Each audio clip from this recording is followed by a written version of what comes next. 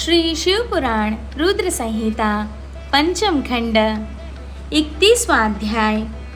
शिवजी द्वारा देवताओं को आश्वासन। सनत कुमार जी बोले, हे महामुने, इस प्रकार देवताओं की करुणा प्रार्थना और अनुनय विनय सुनकर त्रिलोकीनाथ भगवान शिव बोले, हे श्रीहरि, हे ब्रह्मा जी और अन्य सभी देवताओं, मैं दैत्यराज शंखचूड़ के विषय में सब कुछ जानता हूँ। असुर राज शंखचूड़ भले ही देवताओं का शत्रु एवं प्रबल विरोधी हो गया हो, परंतु वह अभी भी धार्मिक है और सच्चे हृदय से धर्म का पालन करता है। परंतु फिर भी तुम लोग मेरे पास मेरी शरण में आए हो और शरणागत की रक्षा करना सभी का कर्तव्य है। इसीलिए मैं तुम्हारी रक्षा करने का वचन देता हूँ। तुम अपनी व्यर्थ की चिंताएं त्याग दो और प्रसन्न होकर अपने अपने स्थान पर लौट जाओ। मैं निश्चय ही शंखचूड़ का संहार करके उसके द्वारा दिए गए कष्टों से तुम्हें मुक्ति दिलाकर तुम्हारा स्वर्ग का राज्य तुम्हें वापस दिलाऊंगा। भगवान शिव जब इस प्रकार से देवताओं को शंखचूड़ के वध का आश्वासन दे ही रहे थे, तभी उनसे मिलने के लिए राधा के साथ श्री कृष्ण वहां पधारे। भगवान शिव को प्रणाम करके वे प्रभु की आज्ञा से उनके पास ही बैठ गए। श्री कृष्ण और राधा ने महादेव जी की मन ही मन में बहुत स्तुति की। जब भगवान शिव ने उनसे उनके आने का कारण पूछा, तब श्री कृष्ण बोले, हे कृपा निधान दयानिधि, आप तो सब कुछ जानते हैं। आप ही इस जगत में सनाथ है। आप तो जानते ही हैं कि मैं और मेरी पत्नी दोनों ही शाप भोग रहे हैं। मेरा पार्षद सुदामा भी शाप के कारण दानव की योनि में अपना जीवन जी रहा है। आप भक्त वत्सल हैं प्रभु, हम आपकी शरण में आए हैं। हम पर अपनी कृपा दृष्टि करिए और हमें हमारे दुखों से मुक्ति दिलाइए। भगवान, अब हमें इस शाप से मुक्ति दिलाइए।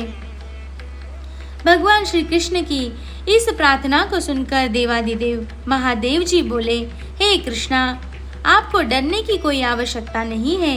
निश्चय ही आपका कल्याण होगा। आप शाप के अनुसार 12 कल्प तक इस शाप को भोगने के पश्चात ही राधा सहित अपने निवास वैकुंठ लोक को प्राप्त होगे।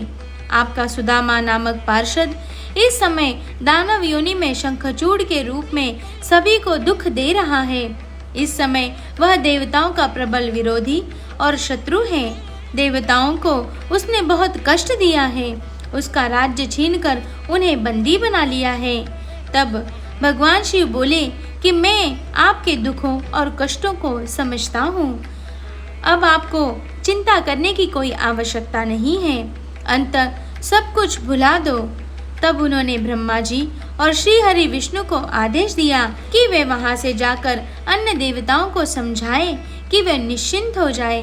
मैं उनकी इच्छा अवश्य पूरी करूंगा और उन्हें शंखचूड़ के भय से मुक्त कराऊंगा।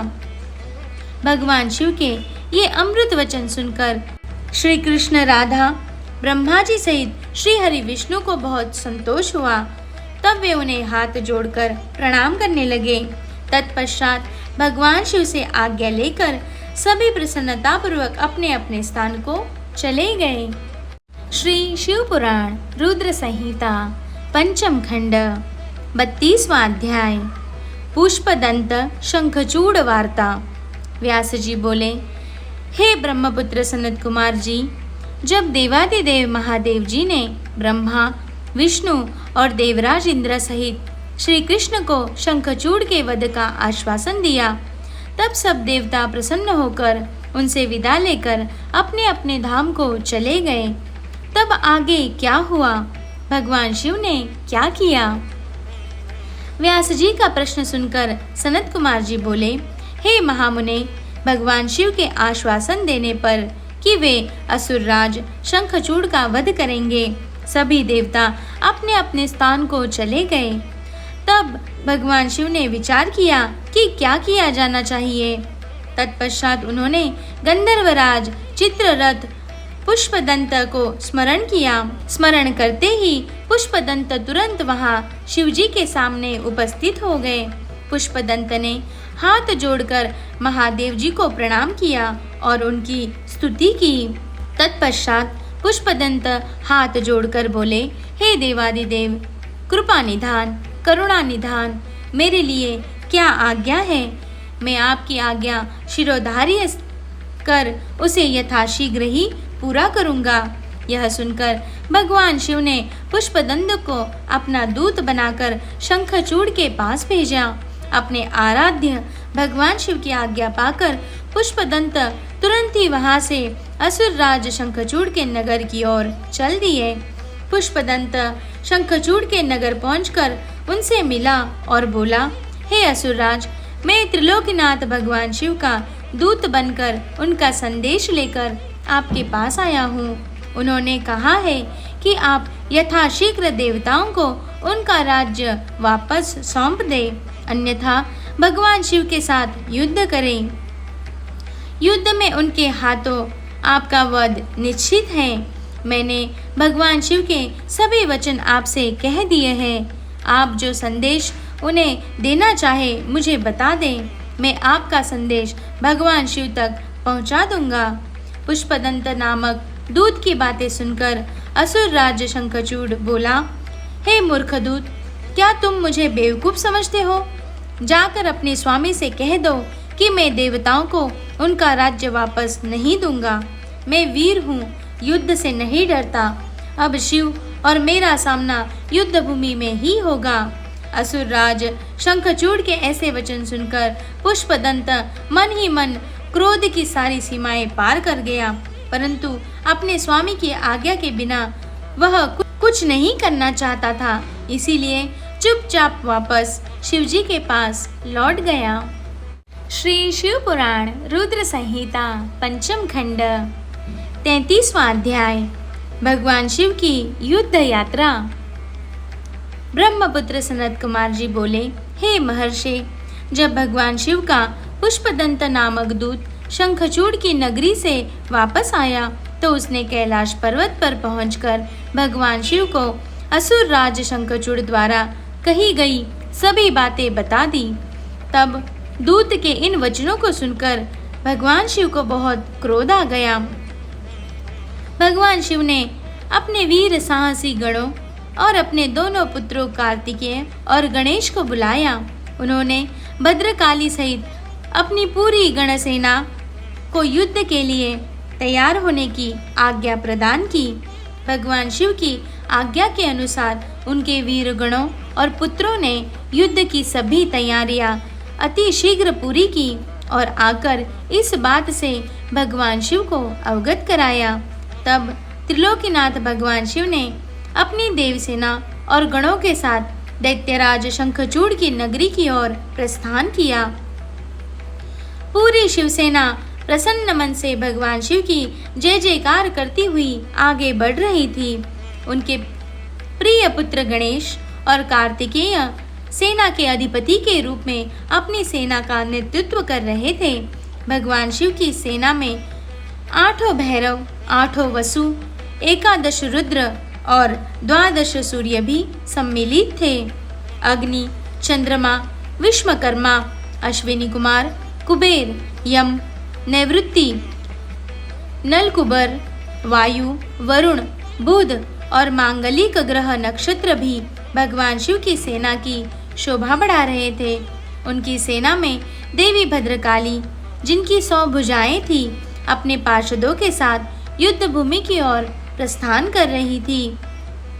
भद्रकाली देवी की जीभ 1 योजन लंबी और चलयमान थी।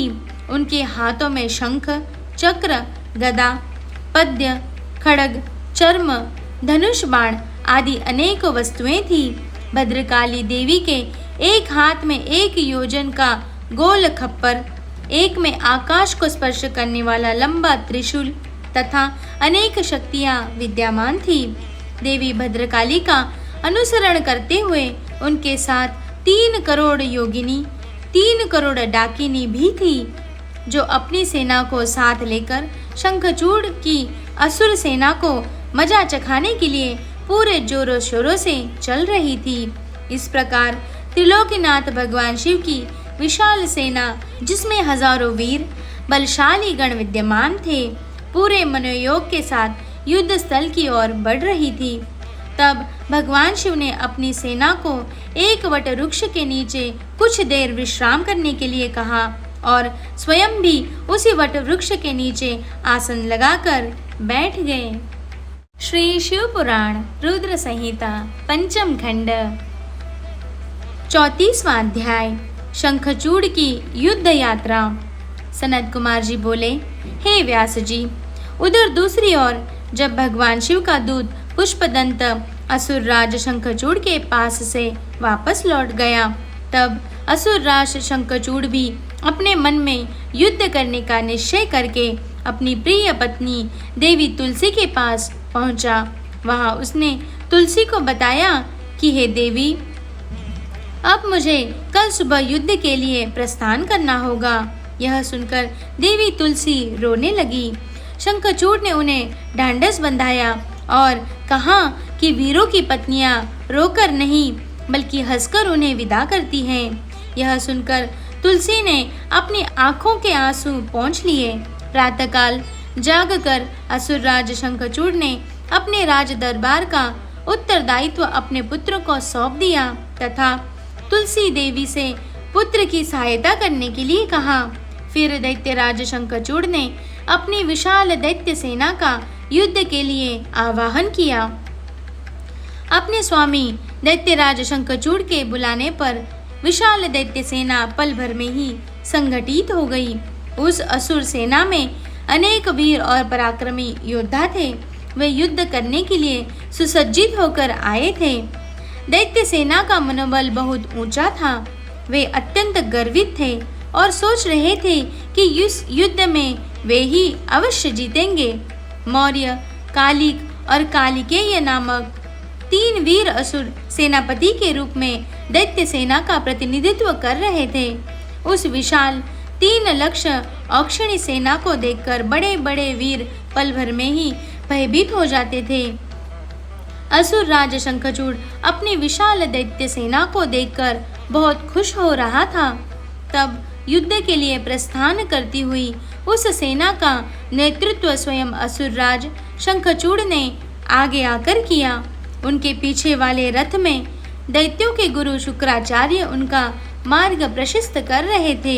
इस प्रकार अपने स्वामी शंखचूड़ की जय जयकार का उद्घोष करती हुई वह राक्षस सेना तीव्र गति से आगे की ओर बढ़ रही थी।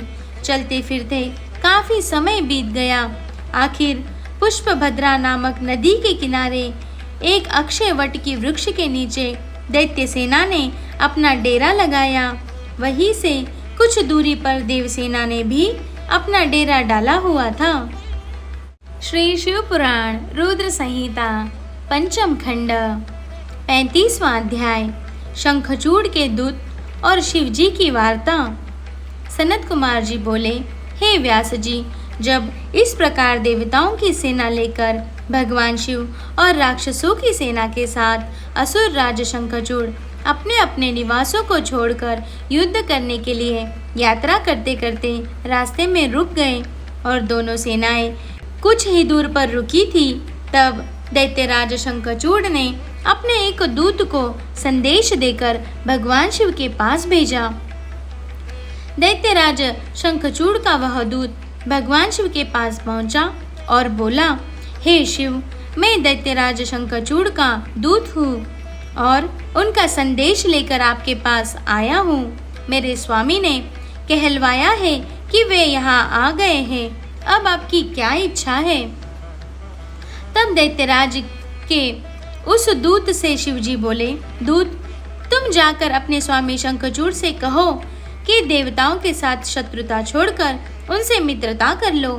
उनका हड़पा हुआ राज्य उन्हें वापस कर दो और तुम सुखपूर्वक अपने राज्य पर शासन करो। दैत्यराज से ऐसा कहना कि वे शुद्ध कर्मी महर्षि कश्यप की संतान है। उन्हें ऐसा करना शोभा नहीं देता, इसीलिए वे समय रहते ही मेरी समझाई हुई बात को समझ जाए, अन्यथा इसके परिणाम दानवों के लिए बहुत घातक हो सकते हैं।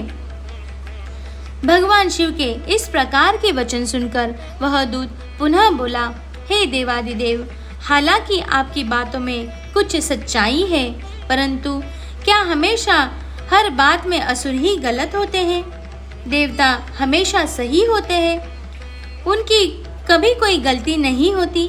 आपके अनुसार सारे दोष असुरों में हैं, जबकि वास्तविकता में ऐसा बिल्कुल भी नहीं है। दोष केवल असुरों में ही नहीं, देवताओं में भी है। मैं उनका पक्ष लेने वाले आपसे पूछता हूँ कि मधु और कैटभ नामक दोनों दैत्यों के सिरों को किसने काटा? त्रिपुरों को युद्ध करने के पश्चात क्यों भस्म कर दिया गया? आप सदा से ही देवताओं और दानवों में पक्षपात करते आए हैं। आप देवताओं का ही कल्याण करते हैं, जबकि ईश्वर होने के नाते आप देवताओं और असुरों दोनों के लिए ही आराध्य है। इसीलिए आपको किसी एक के संबंध में नहीं, बल्कि दोनों के हित में ध्यान में रखना चाहिए। शंखचूड़ के दूत के वचनों को सुनकर कल्याणकारी शिव बोले, दूत, तुम्हारी यह बात पूर्णतः गलत है। मैं देवताओं और दानवों में कभी भेद नहीं करता। मैं तो सदा ही अपने भक्तों के अधीन हूँ। मैं सदैव अपने भक्तों का कल्याण करता हूँ और उनके अभिष्ट कार्यों की सिद्धि करता हूँ। मुझे देवताओं पर आए संकट को दूर करना है, इसीलिए मुझे असुरों से युद्ध करना ही होगा। तुम जाकर इस बात को असुरराज शंखचूड़ को बता दो। यह कहकर भगवान शिव चुप हो गए और वह दूत अपने स्वामी शंखचूड़ के पास चला गया।